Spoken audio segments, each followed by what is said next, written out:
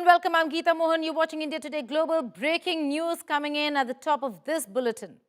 Trump has upped the ante over Greenland, threatens to slap tariffs on nations that don't go along. That's the news that's just coming in. This is the latest from President Trump himself after the statements that came from the Denmark foreign minister after meetings in the White House, and the statements from Greenland. Countries that have come out in support are going to face tariffs. Trump says he may put a tariff on countries that don't go along with Greenland. A big statement. Listen in first to what he had to say. And I may do that for Greenland, too. I may put a tariff on countries if they don't go along with Greenland, because we need Greenland for national security. So I may do that. I'll give you a little, I'll take you out of that. In fact, that'll end up being the story. But actually, this is a much bigger story because we're reducing healthcare by numbers that you haven't seen.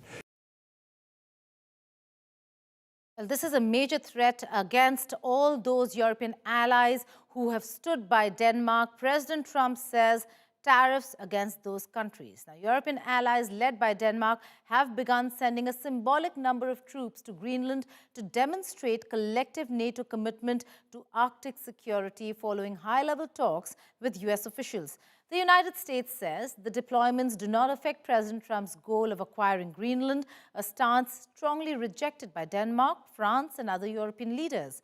France has reinforced its military presence, while Russia has dismissed claims it plans to occupy Greenland, reaffirming it is a Danish territory. Mahashweta Lala with this detailed report. A day after foreign ministers of Denmark and Greenland met US Vice President J.D. Vance and Secretary of State Marco Rubio, Denmark and European allies including France, Germany, the UK, Norway, Sweden and the Netherlands have started sending symbolic number of troops to Nuuk. The movement of troops is being seen as a show for the security of the Arctic. Yes, there is now participation from a large number of European countries, including some of the Nordic nations. And we are currently experiencing that there are several countries that offer and can contribute, both in terms of personnel, but also in terms of capacity.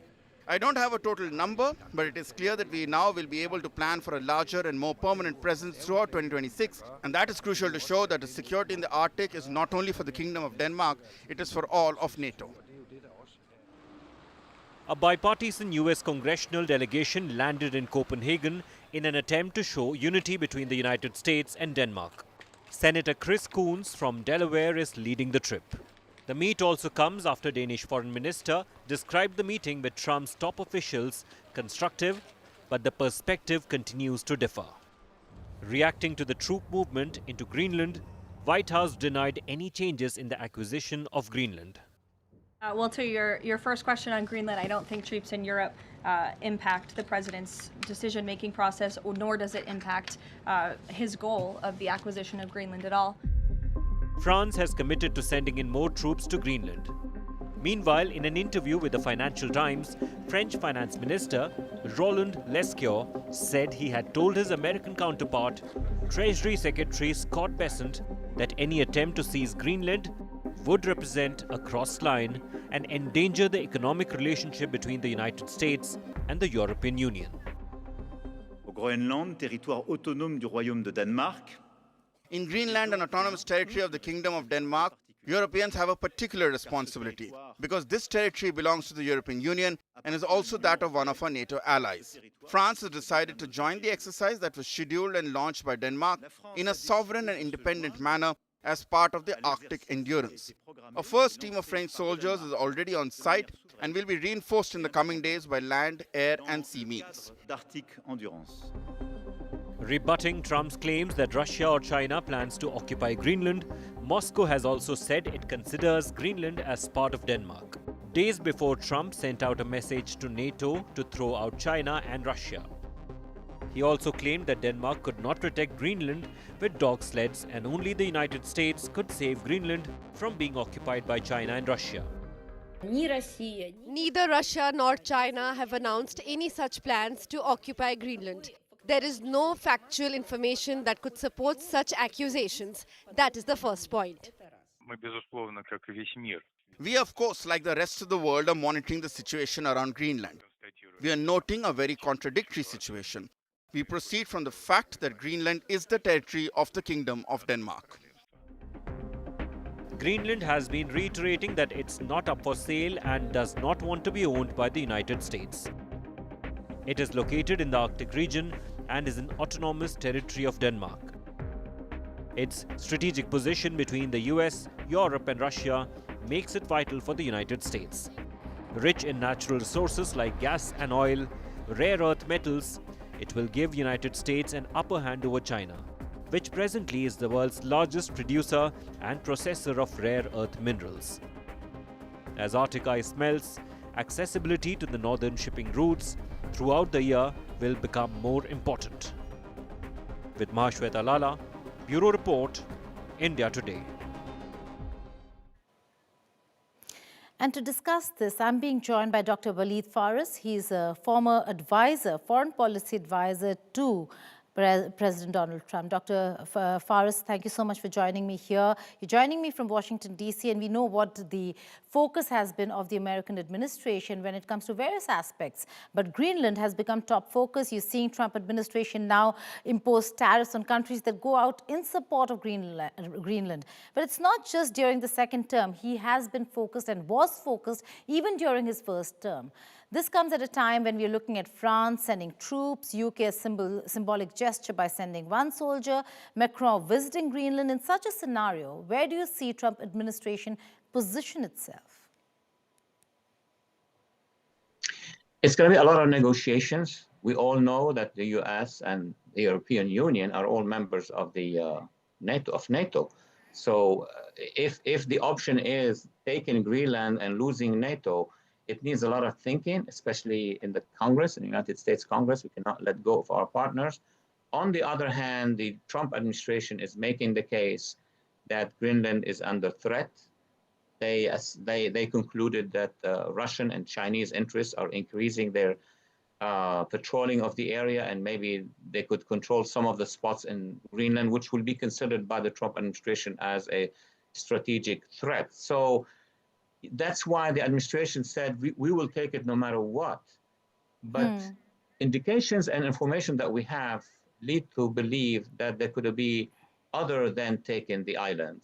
For example, one that is not yet declared but could become a solution is to lease it.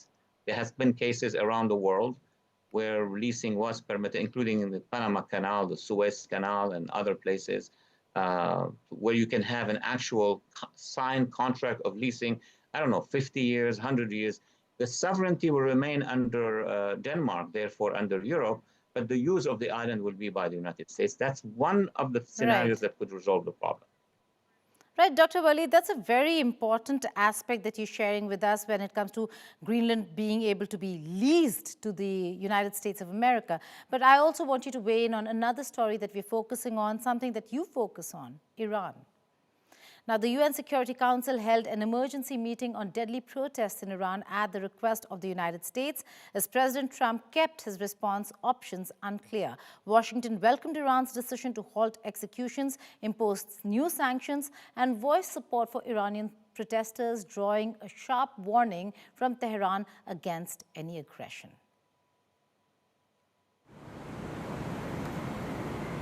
The United Nations Security Council called in an emergency meeting to discuss deadly protests in Iran at the request of the United States, as President Donald Trump left unclear as to what actions would be taken against the theocratic regime.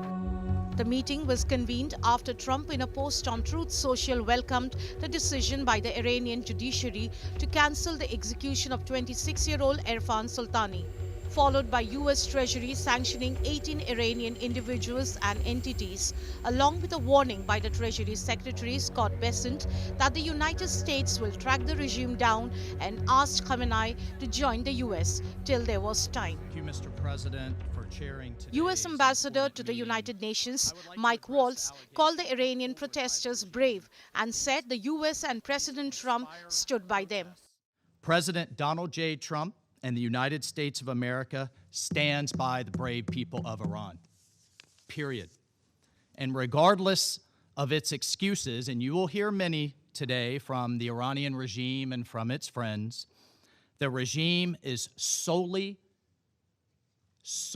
responsible for the economic misery of the Iranian people and the repression of their freedom, and they will be held accountable. It is deeply regrettable. The statement was strongly rebuked by Iran's deputy ambassador to the United Nations, who warned that any direct or indirect aggression will have a legal befitting reply. Iran seeks neither escalation nor confrontation. However, any act of aggression, direct or indirect, will be met with a decisive, proportionate, and lawful response under Article 51 of the Charter. This is not a threat. It is a statement of legal reality. Responsibility for all consequences will rest solely with those who initiate such unlawful acts. Meanwhile, the White House said the situation is being monitored closely. The truth is, only President Trump knows what he's going to do, and a very, very small team of advisors are read into his thinking on that. And as I just told you, he continues to closely monitor the situation on the ground in Iran. And as we saw yesterday, he had heard that the killings and executions would stop. And we have seen 800 people, their lives have been spared as a result of that. The president continues to closely monitor, but also keep all of his options on the table. In her father's arms. Amid the exchange of barbs, Iranian journalist and political dissent Masih Alinejad broke down in tears at the United Nations as she read out the names of people she said were killed during protests in Iran. I feel guilty that I don't name the rest.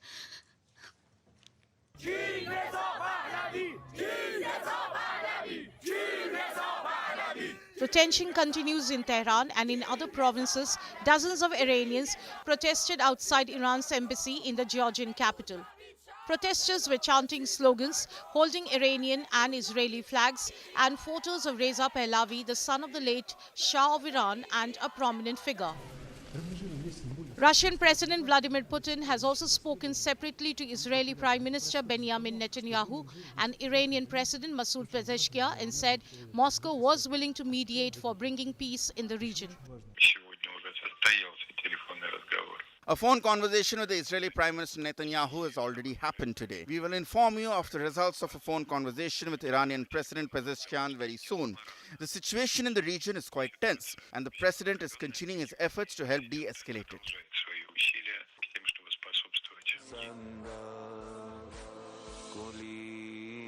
The US-based HRANA rights group says it has verified the deaths of 2,435 protesters and 153 government-affiliated individuals in the unrest.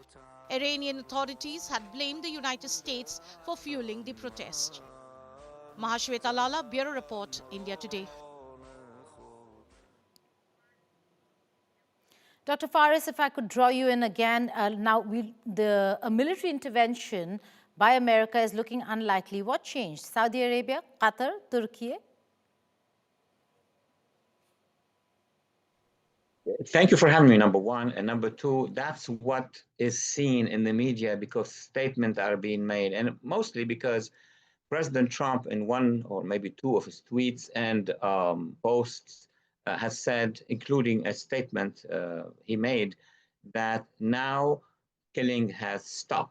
What he did not say, number one, was it has stopped because there is a curfew, because people cannot go to demonstrations at this point in time, and the troops are taking the streets, taking the towns, the villages, but that is not a guarantee that the war, that the suppression by the regime has stopped. Second, there is a kind of a preparation. So those events have happened very quickly, developed very sharply. We're talking about at least 12,000 people were killed. This is a magnitude that is very, very rare in the Middle East with that speed. But the other experts are sharing with us from the close to the administration that what President Trump has tweeted and promised that he is going to help the Iranian protesters. He said in a tweet, which is still there, that you need to continue with your expression, take the institutions, move forward, we are with you, and we will act.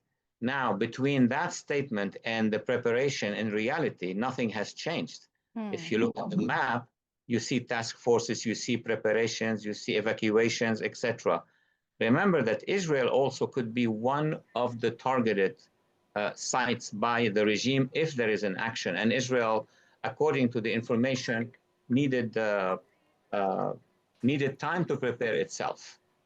Right, that might be the case, but Dr. Phares, West Asia is concerned. Saudi Arabia is looking at status quo because any change would mean that Iran would be kosher, Iranian oil would be kosher, and Saudi Arabia will feel the brunt of it the most.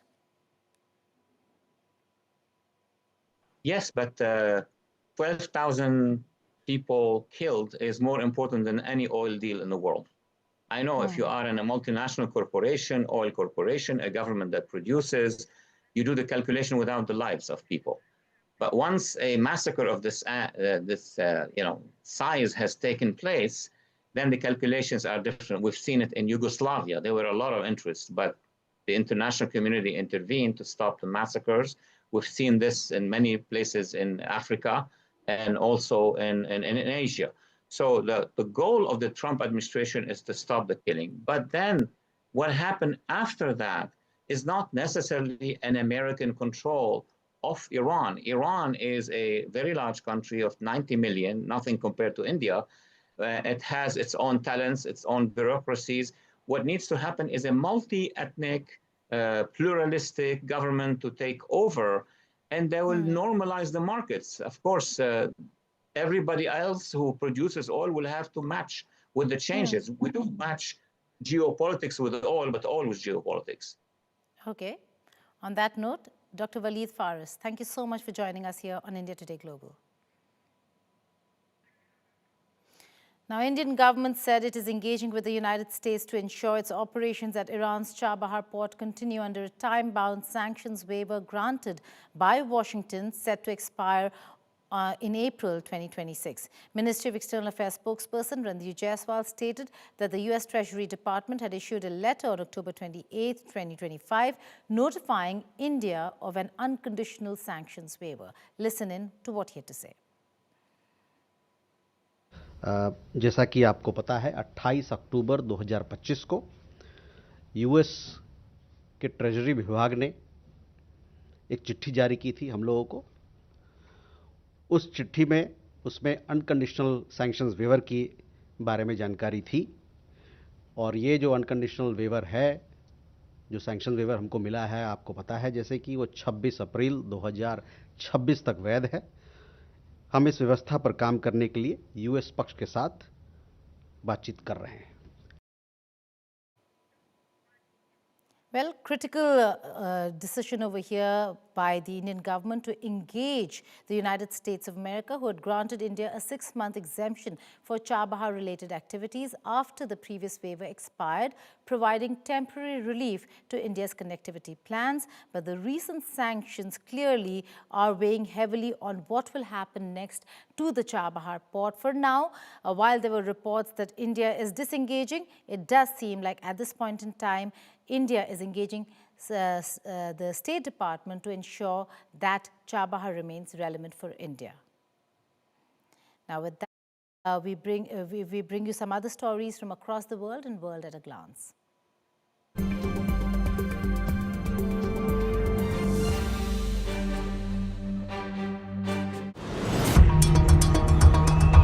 US security forces fired tear gas at protesters who gathered near the Whipple Federal Building over a surge in immigration agents on the street of Minneapolis. US President Donald Trump threatened to invoke the Insurrection Act to deploy military forces in Minnesota after days of angry protest over a surge in immigration agents on the streets of Minneapolis.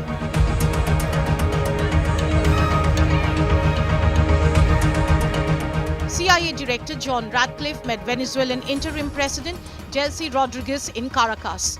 The 2-hour meeting was aimed at building trust and communication following the capture of Venezuela's former president Nicolas Maduro. Both discussed potential economic collaboration, and it took place on the same day Rodriguez gave her first State of the Union address since taking over as interim president.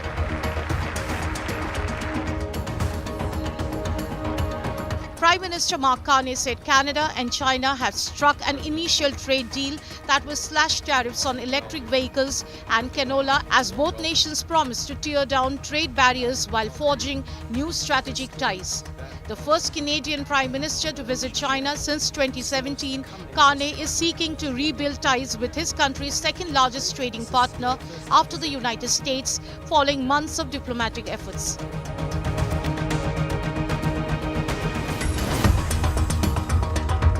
The FBI conducted a search of Washington Post reporter's home in search of alleged classified information, according to the newspaper. The reporter Hannah Nathanson was at her home in Virginia when FBI agents knocked on her door to execute the search warrant, the newspaper reported. Agents seized a phone, 2 laptop computers, one of which was issued to her by the Washington Post, and a Garmin watch.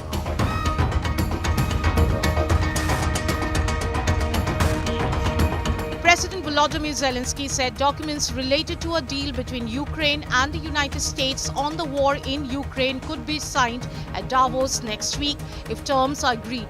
A Ukrainian delegation is traveling to the United States for negotiations on security guarantees and a prosperity package in the event of a ceasefire.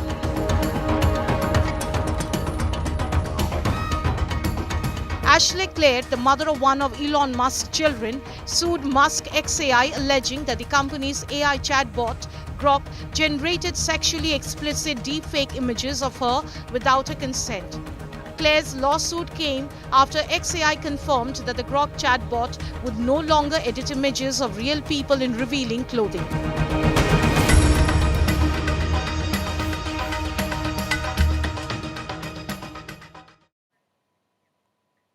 That's all on India Today Global. But before I go, we leave you with these pictures of Venezuelan opposition leader Maria Corina Machado, who gave away her Nobel Peace Prize medal to US President Donald Trump during a White House meeting. A White House official confirmed that Trump intends to keep the medal. Machado said the gift was in recognition of what she called his commitment to the freedom of the Venezuelan people. With that, it's goodbye from me. Goodbye, have a great weekend, and take care.